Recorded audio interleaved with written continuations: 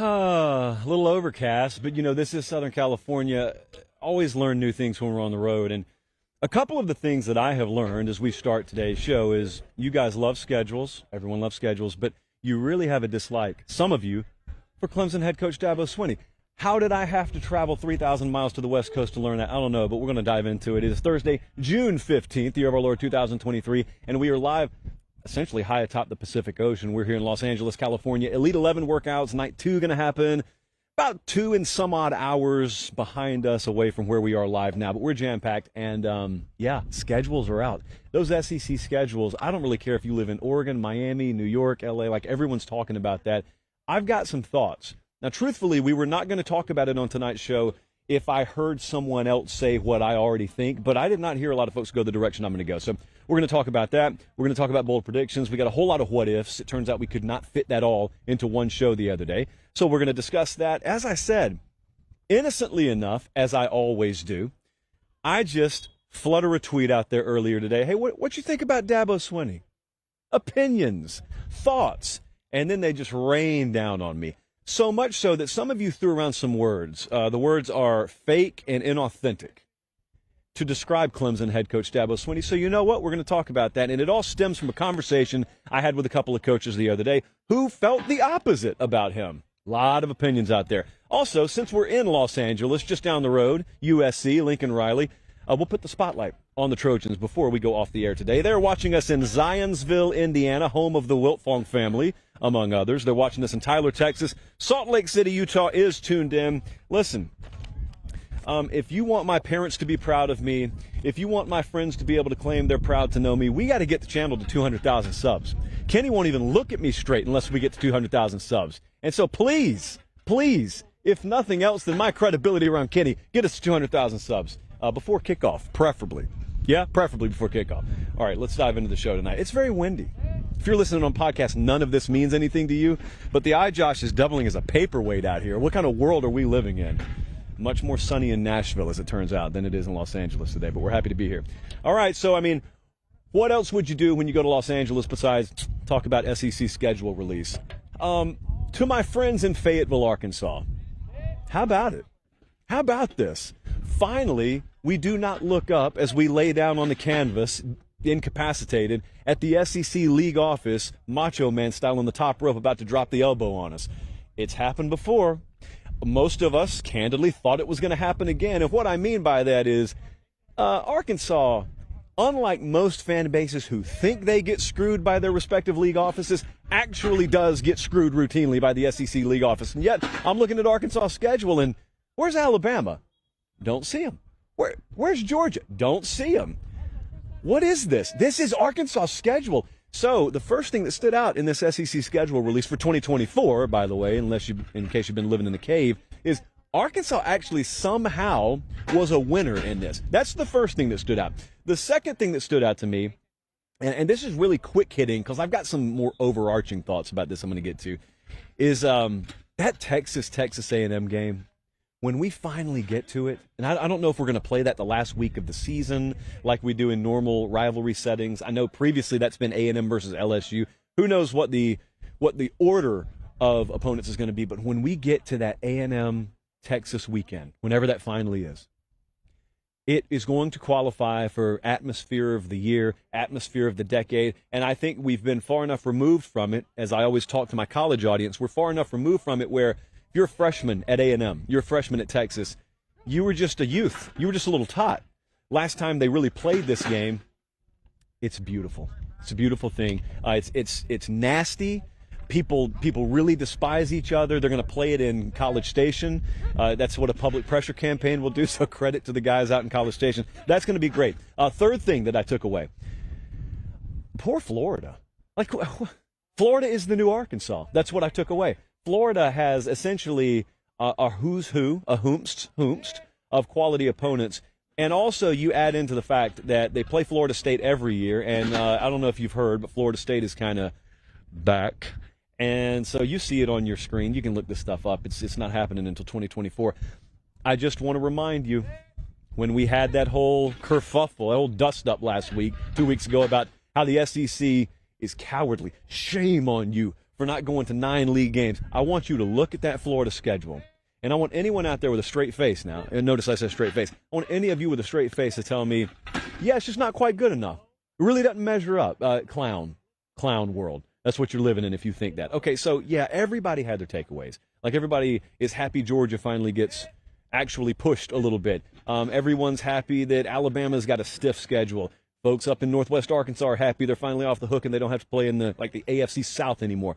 But I was looking at this, and I didn't really think of individual teams. I looked at it and I said, I think I'm going to end up valuing conference title games more than I am playoff results. And I texted this to a couple of buddies, as I sometimes do, and try and feel out how the public perception will be towards some of the things I think. And sometimes it's good because it filters out bad takes. But I texted that to some of my buddies, and they said, yep, I kind of see where you're going with that. The SEC championship game, for that matter, the Big Ten championship game, and the process to get there and win it is going to mean as much, if not more, to me than whatever happens in the playoff, which is going to be pretty new. It's going to be a new concept for folks like me. The whole regionality era of college football is over. And that's not breaking news to anyone who's been paying attention to conference realignment. We've all seen, we were here, like I was sitting in this very spot, actually, this time last year, shortly after the news had broken, USC, UCLA, they're headed to the Big Ten. And so, yeah, we knew that the glass had already been broken. I'm not talking about that, guys. I'm talking about what kind of novelty it used to be and what kind of specialness there used to be when you shook up that out-of-conference snow globe, or when you got to bowl season and you finally got to see teams from other conferences play each other, and you had that rare regular season out of conference. Like every now and then Texas would go play Ohio State. Every now and then Alabama would play Penn State. But that's just the thing. It was rare. And so we circled it. Back in the day, schedules would be released like 10 years ahead of time, and you would look forward to it for 6, 7, 8 years. It's, in one hand, it's a good thing that we get all this precious inventory and we get these big games. But here's the downside. I thought David Ubben did a really good job over at The Athletic of summing up kind of how I feel about this. Because he said, hey, I'm conflicted on this. I loathe the erosion of regionality in this sport. But I also couldn't lie to you and say I'm not looking extra forward to watching Alabama go play Oklahoma in Norman in 2024. Yeah, I am too. But at the same time, I look forward to that because of how special it is. When you decrease the scarcity of something, does it maintain its value? Now, certainly I'm not suggesting we will ever look at Alabama at Oklahoma and say, could take it or leave it. That's not going to be the case. What I take away from it is I look at what you'll have to do to win an SEC championship.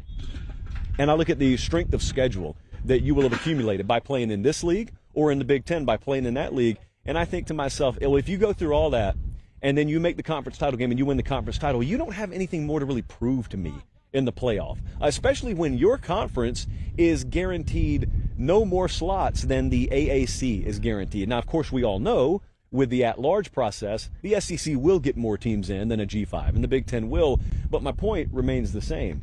It's like I don't watch the Miss America competition because it never made sense to me that New Hampshire is guaranteed the same amount of entrants as Texas. Because I've been to Texas. I'm in California right now. I've been to Florida. I grew up in Georgia.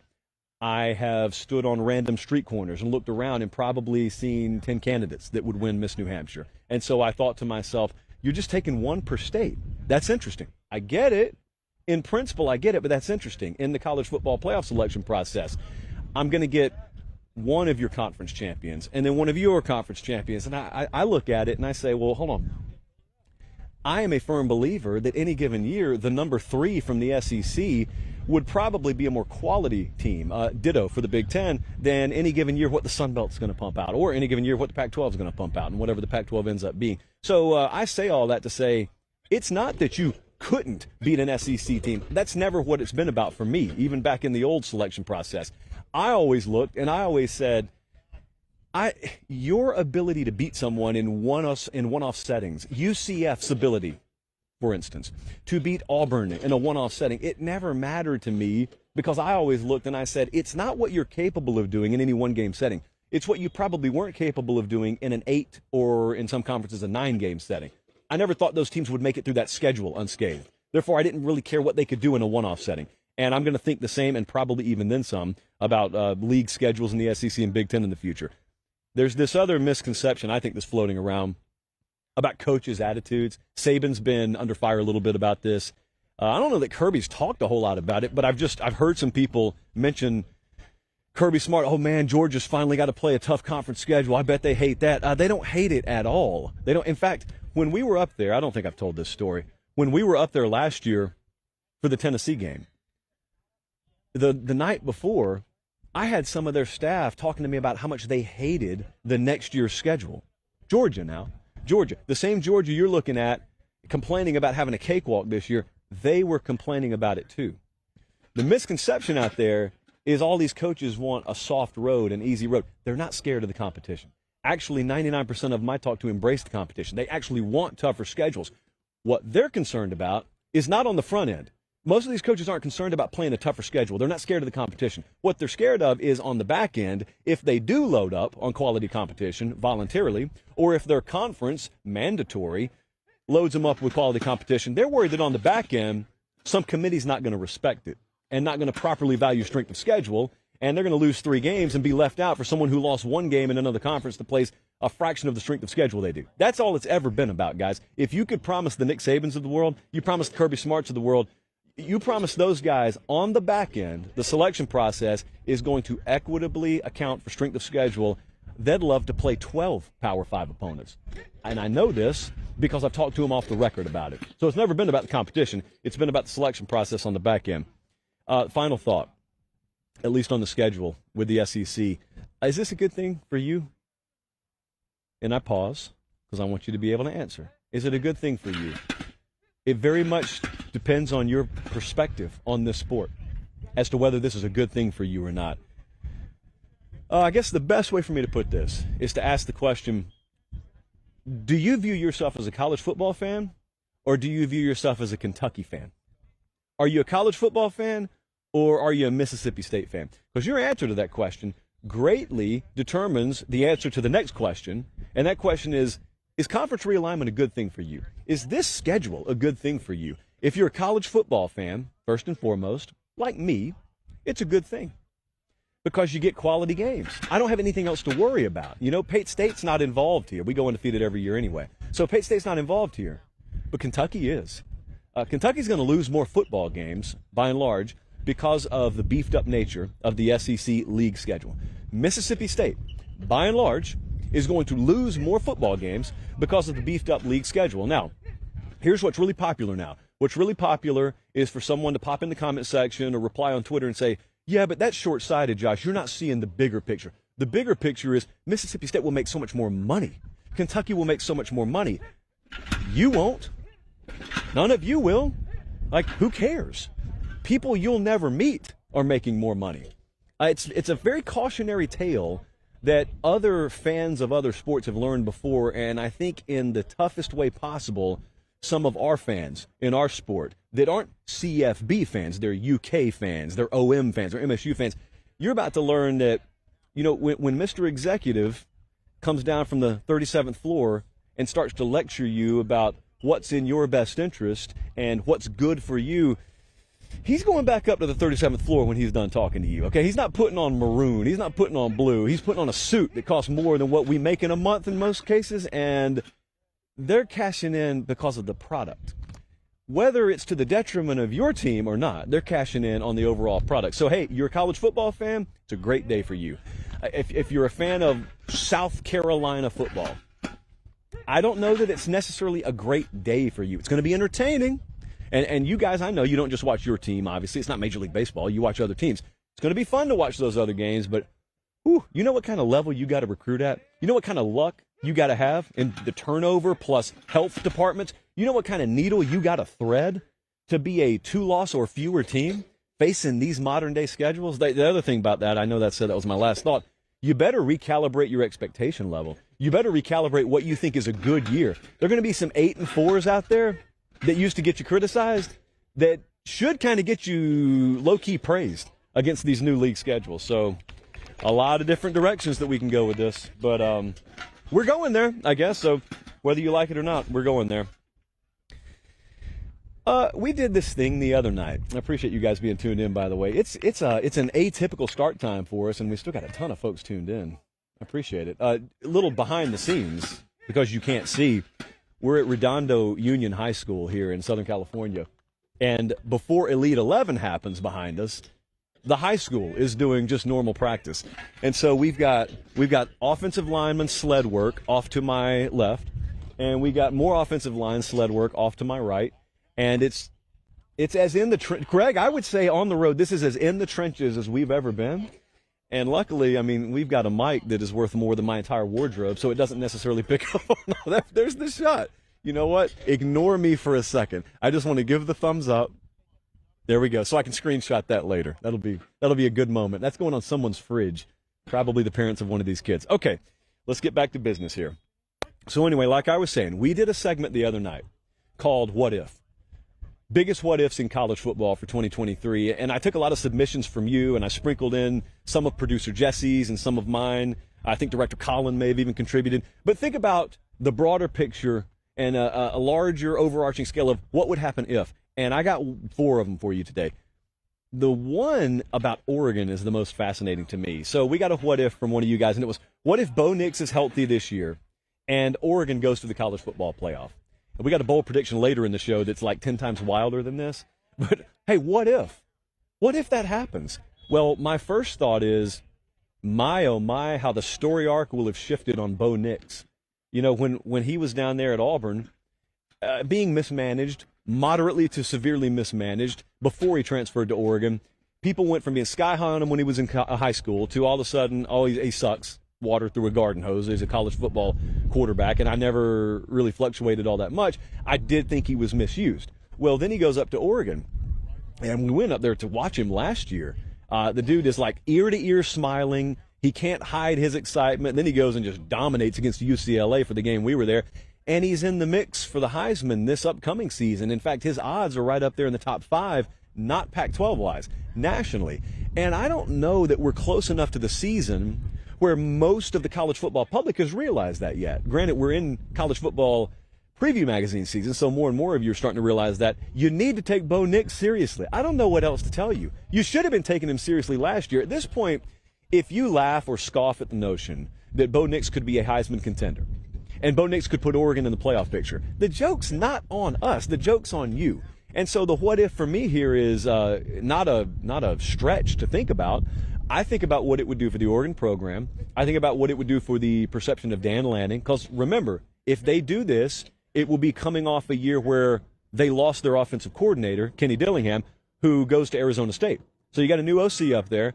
A lot of the settling in, though, kind of overrides that, the year 1 to year 2 thing with a staff and with a quarterback. It'd be a big story, though. I mean, listen, a Pac-12 team going to the playoff period is a big story. It's only happened twice in the playoff era. Oregon, the first year, and Washington a couple of years later. That's it. So this would be a huge deal for the Pac-12. And I would also just be fascinated at how it happened. Did they go undefeated? Was it just a total knockdown, knife fight, drag out in the Pac-12? Did they shore up some of the defensive issues they had last year? Or did Bo Nix and company just outscore everyone? So that's a what if in the Pac-12.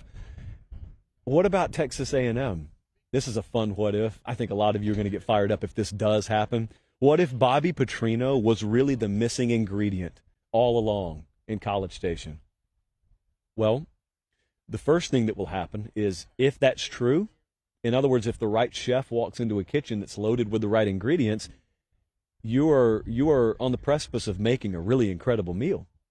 They're not far away. Talent-wise, in fact, they're not far away at all. It's just that they had the wrong guy with his hands on the wheel last year offensively. Happens to be the head coach.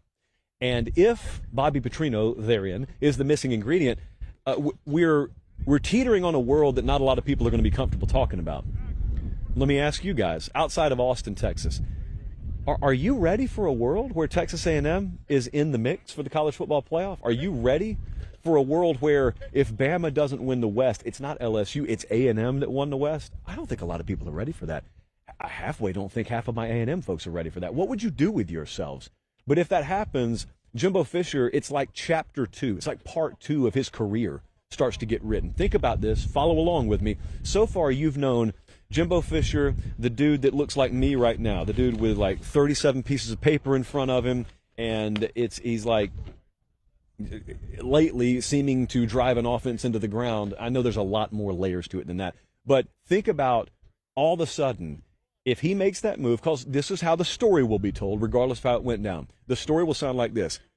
Jimbo Fisher realized he had to make a move. He went out, he brought in Bobby Petrino, and all of a sudden, boom, things took off. And all of a sudden, it becomes Jimbo Fisher, the CEO.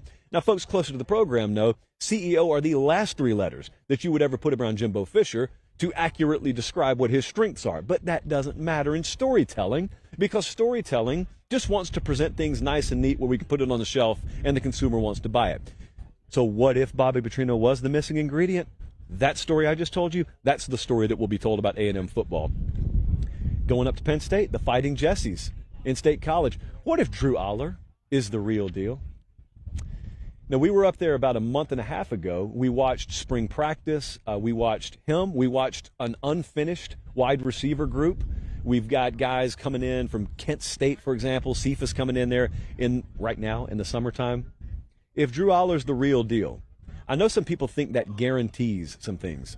Like if I were to guarantee you Drew Allar plays at a 5-star level this year, that means that Penn State wins the East. Well, it certainly gives them a good shot to do it. But I want you to remember, this is not a situation like Texas in the Big 12. See, if you told me Texas fulfills on their potential in the Big 12 this year, they're going to win the Big 12. You tell me Penn State, you tell me Drew Allar fulfills on his potential this year, I look at it and I say, that may be enough to make Penn State the favorite, but it's no slam dunk. Because Drew Allar could be really good this year and they still lose to Michigan. Drew Allar could be really good this year, they still go into Columbus, Ohio, and get beat 27-23 by the Buckeyes. So it's a little different game there in the Big Ten East, but if he is, remember this is just his first year as a starter. So if he's great this year and they win the conference, moot point. If he's great this year and they come closer than some people thought they would, they're on the cover of every preview magazine going into 2024. They are Florida State, in other words, going into 2024. And lastly, and this is one I want to stress to the listeners down in the greater Gainesville, Florida area that was submitted. I didn't come up with this one, although we have a well-documented alleged hatred on my end for the Florida Gators. Not quite sure where it came from, but apparently it's there. The what if goes as follows. What if Florida is bad this year, but FSU just rolls and Miami picks up steam? If this happens, there are going to be some really, really irrational things being said. There could be some irrational decisions being made. There is no substitute. There's no way to simulate what it feels like when your rivals turn up the heat on you and you're not delivering. It doesn't matter what you think in a controlled setting at dinner. It doesn't matter what you say in June or July. When the heat gets turned up, and what that would look like here is Florida goes 5-7, FSU goes 11-1, and they're in the playoff. Miami rights the ship, and they're a 9-win team this year. If that happens, and recruiting is also suffering along with it, there will be a huge movement to make a coaching change at Florida. I'm not saying it's right. In fact, you probably wouldn't hear me say that's right, knowing my history on these sorts of things. But I've also found myself before fighting a losing battle in trying to preach logic. Let's preach patience. There is none of that. We don't play 162 of these games. We play 12 of them, and it's a long time between game 12 and then game 1 of the next year. And if your two rivals, if Florida State's validated themselves, and if Miami turns it around, you know as well as I do what it's going to sound like. If they can do it, why can't we? If Mario did it in 2 years, why can't we? Mike Norvell figured it out. He's not even recruiting as well as we are. Why can't we? That's what it's going to sound like. And lastly, what's going to be said is, we're in the SEC. We got more resources than they do. Well, yeah, you do, but at the same time, to whomst much is given, much is required. And I'm talking about scheduling there. The other part of that is, this is not entirely wrong. If you don't have any traction as a Florida program exiting 2023, all you're going to have for 7 months is time to look at that upcoming schedule in 2024. Will not be fun. Not going to be fun anyway, but it's especially not going to be fun if they're coming off a 5 or 6 win season. So you see, the what if game is very dangerous because it's a glass half full, glass half empty thing. It's probably in my wheelhouse, but it paints a dream scenario and a nightmare scenario at the same time for many different fan bases. And then we'll ultimately see what happens. That's what God created the fall for, as Meemaw would say. Here we are on the road, Academy Sports and Outdoors, the wind figuratively in our sails as the literal wind comes straight in off the Pacific. A little bit warmer here than it was last year. That's probably not going to last but a few more hours. Academy Sports and Outdoors, we could have gotten this table there. We could have gotten this tablecloth there. I showed you famously at this point the other day, someone hit us up who is in the reptile business and said, I needed some reptile nets, and I went to a certain establishment that shan't be named, and they didn't have it, and I went to Academy, and they had it for $5. You know you can get your lacrosse stick there. Big lacrosse field just off to my left, by the way. You know you can get your baseball supplies there. We know the sporting goods and outdoor supplies are there. We know the tents are there. We know the canopies are there. We know the coolers are there. We know the grills are there. Etc. is there too. I think one of the best marketing campaigns that Academy could probably endeavor is we do etc. It's probably going to get shot down by the focus group, but I think it would go over well, and at the very least we could trial it on our show. But Academy Sports and Outdoors is our partner that's had our back, and it enables us to take the show on the road, but it also enables us to bring you the show for free. And like I say sometimes, it's not a chemical treatment plant. It's not some place that puts their sticker on the show but has otherwise no functional use in your life. These folks are actually there to give you things that you need for a nominal fee, of course. So Academy Sports and Outdoors, always appreciate them. Academy.com if you can't get there in person. I am going to get in trouble for the next segment. I'm not going to get in trouble. I am going to get some pretty stiff pushback no matter which direction I go. So I'll tell you what I'm going to do. I am going to take the path that includes me delivering some opinions that I have gotten from you. I'm going to mix some commentary in. I'm going to give you some anonymous quotes from coaches. In fact, that's where this came from. And you can decide for yourselves how you feel about this. All right, Colin, here's your endpoint. And I miss you, by the way. Colin, here's your endpoint. So I'm talking to some folks in the coaching world, and they were talking about Dabo Swinney the other day. And it got me to thinking, because they were giving me their opinion about how, there may be some of his methodology they're not crazy about, but everyone's got that. The bottom line is the guy's results speak for themselves. And one of you asked me about this, and so I just put it out earlier on Twitter. I said, hey, what are your opinions of Dabo Swinney? And I was just thinking about it. I was in my hotel room earlier this morning. I was just thinking about this. We did not plan on putting this in the show, but I feel like we got to go this direction because we got like 1,000 replies to it. So let me ask you, if you're listening on podcast, let me ask you, if you're watching on YouTube, whether live or delayed, let me ask you, what do you think about Dabo Swinney? Because I got I wrote down 4 of the most popular responses. I think there are like 4 buckets that opinions of Dabo Swinney fall in. One of them is just, I respect him. He's a high character guy. I love the way he goes about his business. There's some people who feel that way. Obviously, a lot of Clemson fans feel that way. That's self-descriptive. I don't have to spend a lot of time on that. There is a fairly sizable group of people. I may fall into this group, actually. There's a sizable group of people who say, there are some things about him that I don't particularly love, but that makes him no different than anyone else. It's not like I totally love anyone's approach to life, including mine sometimes.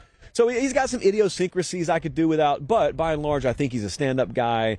You can't deny his results. His process works. They're certainly succeeding in having built a unique culture up there. That's category 2. I think a lot of the silent majority may fall into that category. Then there's category 3. And that is, I don't like him. I don't like Dabo Swinney. I don't like his methodology. I think there's a lot of him that may be inauthentic. I think he may be a little bit too showy, plays to the audience. And part of him's just straight up tacky. It's not a word I think we've ever used on the show, but it's a word some of you used. And therefore, I think that is the sticker that goes on bucket number 3. Frankly, I don't want to really talk to any of you because I get where you're coming from even if I disagree with you. However, bucket number 4 is a little bit different story. Bucket number 4 is, I despise him. I think he's fake. I think he's inauthentic. And I don't want anything to do with him. And then there's probably like a personal attack or two that is lobbed at the very end of that I won't present on the show. I want to talk to that crowd for a second. So you're free to your opinion. Told you, we're not going to castigate anyone here for what you think, especially when it's an opinion-based segment. But here's what I want to know. For the folks out there who claim Dabo Swinney is fake, for the ones who claim he's inauthentic, my simple question to you is, who is the real Dabo Swinney? So define for me what it is about him that's fake, and then I want you to tell me what it's like when the mic's off, when the camera's off, when he goes home on Saturday after the game, when there is no assembled media in front of him, when he's just out on his driveway on a Tuesday morning before work. Who is he really? When he talks to his buddies on the phone, who is he really? when he's meeting with his staff on Monday morning? Who is he really? I struggle anytime someone's never met someone to take them seriously when they start telling me how fake someone else is. I've sensed it before. I've got folks just like you who I've never met before, who I look at and I think I can see straight through. However, I can't know for sure if I've never met him before. And the other thing, Meemaw used to always tell me, get an idea of the why before judging the what. And what she meant by that, hats off to Meemaw for that one, what she meant by that is there may be a person out there who does some things that make no sense to you, or they carry themselves in a way that makes no sense to you, but maybe you don't know their story. Jim Ross used to always say, until you've walked a mile in my boots, you only know half the story, which also could have been a Meemaw quote. So Dabo's got a funny way about this. Dabo's got a weird way, a little cringy way he goes about that. That's the what. What's the why behind it? Candidly, I think he brings some of this upon himself because he shies away from platforms like this one, by the way, which is open to him anytime he wants it, from allowing himself to be presented long form, unfiltered, in a way that really disseminates the why behind a lot of the what. Now, if it doesn't bother him and it's not slowing Clemson down, hey, maybe there's no incentive for him to talk like that. I'll tell you how I feel about him. I have never cared for the Clemson versus the world mentality. I've never cared for the little old Clemson deal, only because that's a personal thing with me. I don't believe in using that kind of fuel for motivation because of exactly what's happened at Clemson. You preach that stuff. You preach everyone doubting you. You use disrespect as your fuel. It actually can get you to the mountaintop. The problem is when you're on the mountaintop, no one doubts you anymore. No one disrespects you anymore. You have to make it up. You have to manufacture it. And before too much longer, even though they are 19 and 20 years old, folks see through that. That you can't tell them folks doubt you when they know they're favored by 36.5 against a conference opponent this Saturday. And so it wears out. And if you don't have a secondary pitch, you don't have something else in your back pocket, you can fall flat a little bit. I'm not telling you that's why Clemson has fallen off. I'm telling you that I think it contributes a little bit. Coaching turnover can contribute to that. Not nailing it at quarterback every cycle. Not continually refilling the coffers at wide receiver. A lot of these things go into it. It's never a soundbite or a snapshot that fully represents what a program is. So that's one thing that I've never personally cared for. The running down the hill before the game. I don't know the why behind that. I've never really looked at it and said, yeah, go Dabo. I've never necessarily cheered that on. But you know what? I wear a white T-shirt every single show. For all I know, Dabo Swinney could watch it and say, that is the stupidest thing I've ever seen. Well, he doesn't know the why behind it. I don't think any of you do because I've never told that story. Maybe I will one day. Big deal. So the guy may have a couple of things that I don't particularly love. Here's what I know. What I know is anyone who's ultra close to him, anyone who's been around him, high school coaches especially, that I've talked to, they come back and they say the same thing. Whether you like him or not, there's nothing fake about that. In fact, I would call Dabo Swinney one of the most brutally authentic and one of the most brutally what you see is what you get kind of guys in coaching. I know some of them that have an image that's sort of a mirage. I know some of them that are what we would call in our world heavily produced. Dabo's not one of them. I don't know if you can tell that. If Dabo were heavily produced, you would hear a fraction of what you actually get out of him. Because what you get out of him is largely, as I said, what you get. That's really him. I think there's also an element, I would be remiss if I didn't mention it, that is faith-based in the way that he goes about messaging. Sometimes that stuff can seem inauthentic because there are some people out there who just flat out don't think someone could actually operate off of that platform. Well, I can assure you there are people who do. I'm one of them. I've never backed away from talking about my faith on this show. Now, I may go about it a different way than Dabo Swinney does, but I know that I've gone in our comment section before, even as subtly as I mix it in on our show, and I try not to be in your face about it, but as subtly as I've mixed in. I've had folks question the authenticity of that in my comment section, and I'm not Dabo Swinney, so that times 100 is him. But the point is, whether you like it or not, I don't care if you tell me you don't like it. That's just personal preference. When you start telling me someone's fake about it, when you start telling me they're inauthentic about it, when you start telling me, without having the first clue about who the dude actually is under the surface, that he's fake, that's not really him, how in the world do you know? And how many folks out there do I know having a little access in this sport that do know Dabo Swinney on an intimate level that have ever told me that? The answer is 0. The next person who knows Dabo Swinney, the man, who tells me he's inauthentic and fake, will be the first one. I've had people who know him and tell me they don't care for him. I've had folks who know him and tell me, I'm not the biggest Dabo fan. I've had a bunch of folks who say they love him.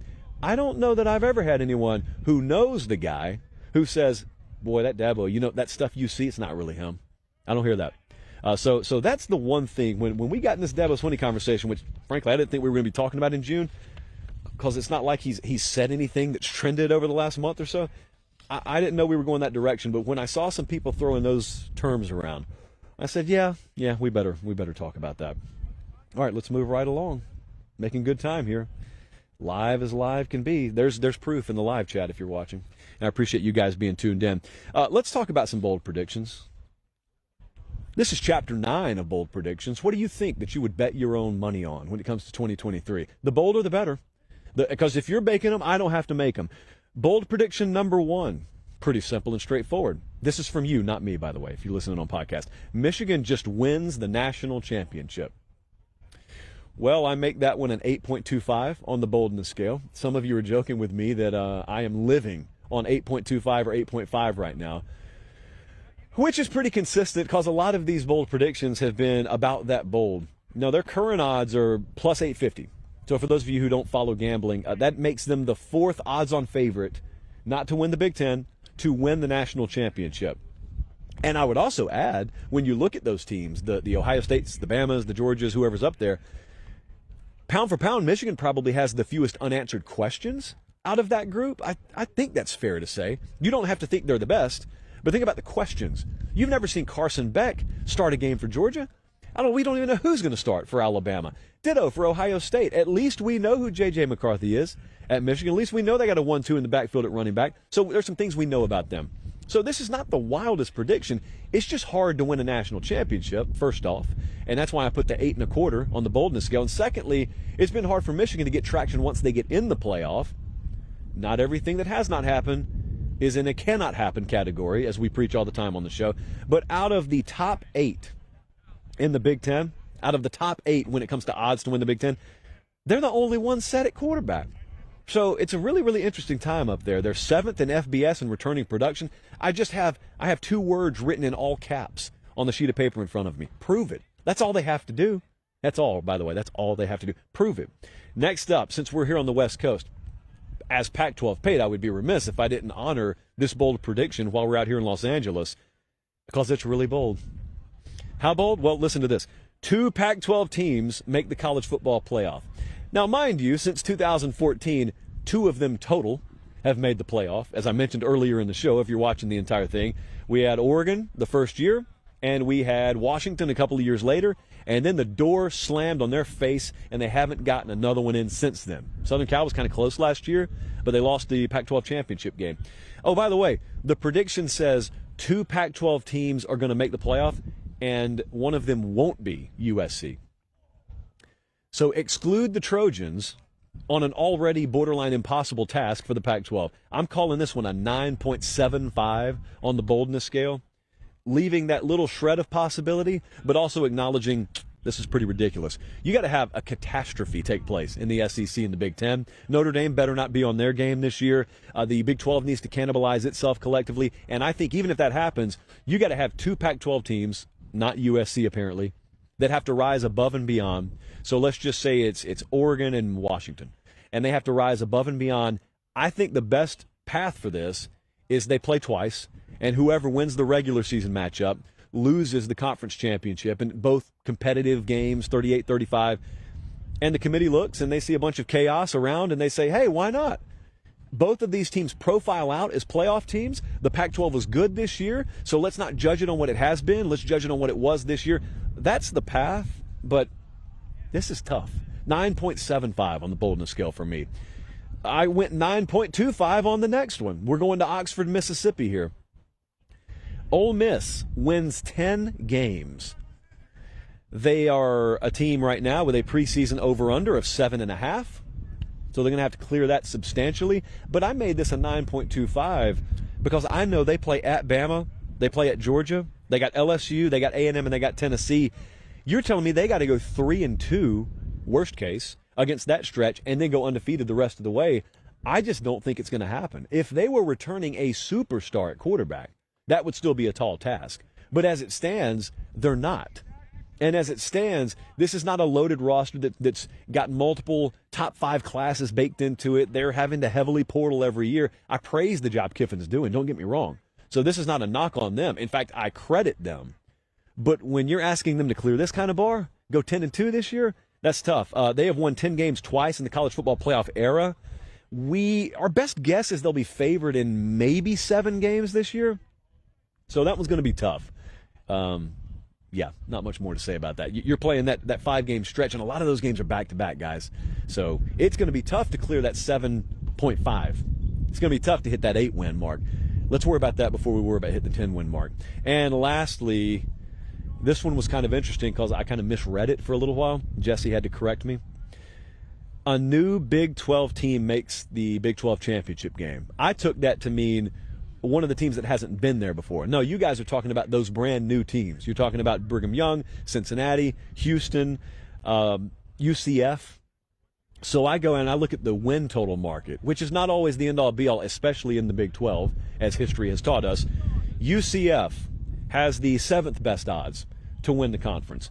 Brigham Young 10th, Cincinnati 10th, Houston 12th. I'm just going to use basic deductive reasoning, and I'm going to say Central Florida has the best shot here. Central Florida is coming off back-to-back 9-win seasons. Pretty good team. Gus Malzahn, I will continue to maintain, probably has the ability to see the future with the way he has navigated this sport. He is making massive buyout money from Auburn to coach in Orlando, Florida, as they've become a Power 5 team. That's how you figure it out. That's when you know someone's figured it out. But the thing about it is, for them to play for a Big 12 championship, when they are replacing 4 starting offensive linemen, is going to be extremely difficult. Not impossible, but extremely difficult. They also are, if you want to go glass half full, they profile as the 3rd team in the Big Ten when it comes to returning production level. But I'm making this one an 8.75. Out of the 4 of them, it's the Big 12. Anything can happen. We've learned that over the past 24 months, but that one's going to be tough. So, new Big 12 team makes the conference title game, not the playoff, but the conference title game. That's an 8.25 at the very least for me. All right, since we were in Los Angeles, I felt the need to do 2 things. The first is to remind you it takes a lot to go on the road. It takes a lot to pack this equipment up.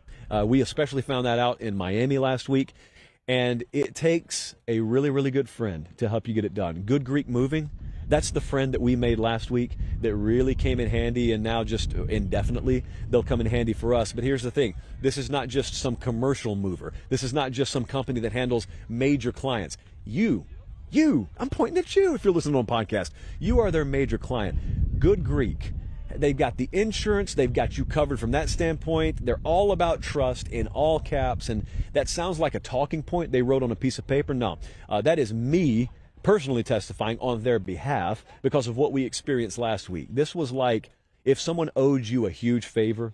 If you had saved someone from a burning building and they said, I owe you one, and then that person went and opened a high-scale moving company, that is the treatment that we got from Good Greek last week. And so relocation services, if that's what you're in the need for, big or small, give them a call. Good Greek Moving, they bailed us out in a big way last week, and they can bail you out in a big way pretty much any time. As I mentioned, since we're in Los Angeles, I figured no time better than the present to take our spotlight and shine it just down the road a little ways at USC. We've been doing this with a number of teams. We'll continue to do it.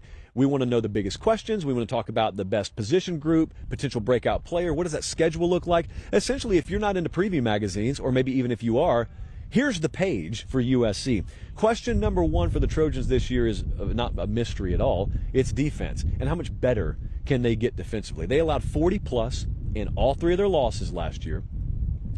And they were painful to watch if you're a Trojan fan. They were 94th in points per game allowed. They were over 100th in yards per game allowed. And by the way, as our astute viewers will note, that's with all the turnover luck, guys. They were number 1 in the country in turnover margin and still gave up those kind of numbers even when the defense was taking the ball away. There will be a permanent ceiling on a Lincoln Riley team that is lower than a national championship until they play a higher caliber defense than they've played.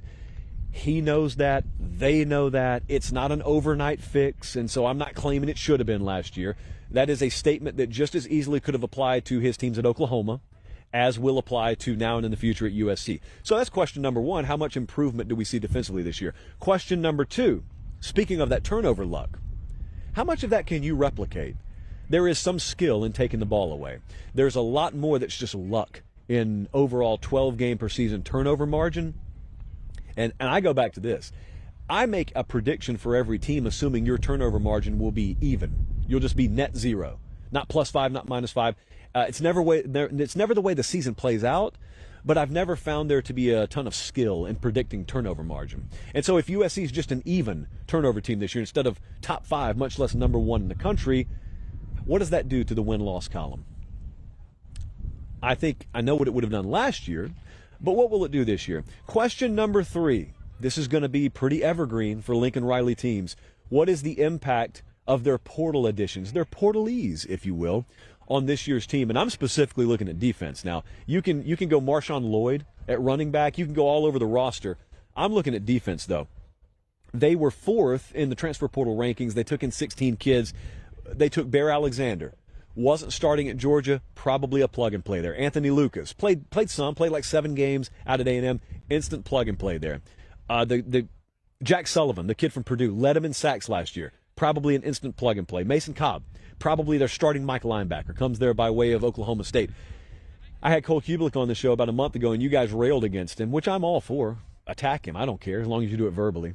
But you guys were all over him because he criticized USC's inability to do things like tackle last year. And you said, well, Cole should know we totally revamped and overhauled our front. So you can't criticize this team because it's not last year's team. In theory, that's true. I would humbly but forcefully defend Cole and say, after a certain point, your head coach and his teams start to develop a reputation. That's been an ongoing downside of the Lincoln Riley team reputation. That's why it's a question. They've got to overhaul. They've got to address that. What's the best position group on this team? Caleb Williams was on this field behind me last night. He'll be here again tonight. It's an NFL quarterback. He just happens to be playing college. Not much more I can say. But I could easily go quarterback here. So, yeah, you got to return a Heisman Trophy winner.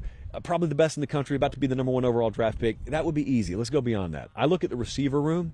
I look at the kids he's going to be throwing to. Mario Williams, I regret to inform you, outside of Los Angeles, is back.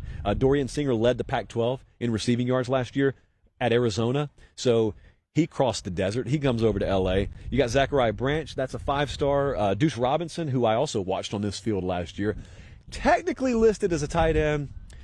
Deuce Robinson doesn't really look like a tight end, so he figures prominently into their rotation this year. Brendan Rice is still there, so they've got experience. They've got versatility. Those aren't all the same player.